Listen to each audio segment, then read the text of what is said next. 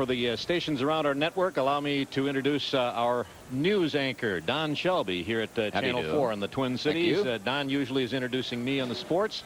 And Don is getting acclimated to the sport of hockey. Being from Indiana, Indeed. You're just a basketball man. You haven't seen that much hockey. If it weren't for the sport, there'd be no difference whatsoever. The crowd is the same numbers of people attend, the same kind of fanaticism.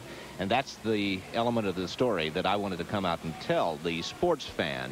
That word comes from the complete word fanatic, with a dictionary definition of anyone with an unusual or obsessive faith in anything. It applies here to this contest. But for the adults here at the Civic Center, what I've learned is that definition simply doesn't go far enough.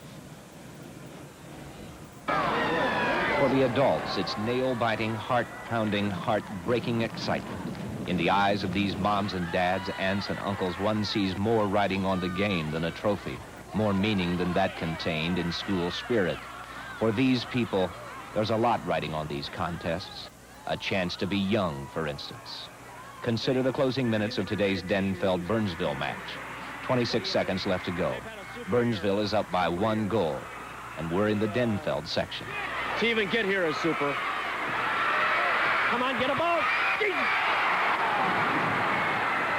Well, that could have been it right there, eh? I know better than that. A better finish would have found Denfeld on top. Dick Gillen knows it too. Denfeld, class of '57, never made it to the state finals until today.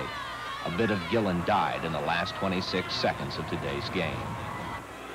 All of us lead lives not unlike that of Walter Mitty. My life is like that. It's 26 seconds left to go. Shelby, the center for Denfeld, with the puck, flying in against the defending state champs. The crowd's on its feet. Shelby, a shot. Good.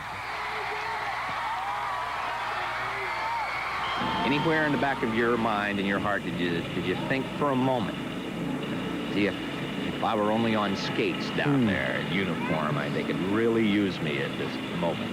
I think anybody that's been on skates, played hockey, is be a fan forever and always think that they could do something. Yes, I think everybody has that thought in the back of their mind if they played before. But we're the adults. We're the ones who must counsel the young and the broken that this is only a game. There's always next year. It doesn't matter whether you win or lose. Oh, if they could only see our faces as they skate.